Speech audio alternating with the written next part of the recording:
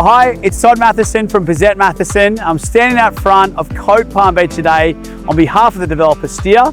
Pretty excited to bring the latest construction update to you. Today, we're going to be going up to have a look at level 7, where they're doing the formwork, ready for the pour coming next week, with the topping out of the building in just 4 weeks. Really excited to show you that one. Scaffold is scheduled to be dropping by Christmas, with completion just after that. Getting really excited to show you this one, guys. Come check it out.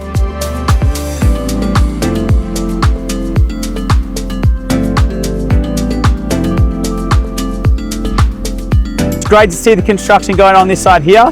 What's more exciting to me is this beautiful view out to the ocean.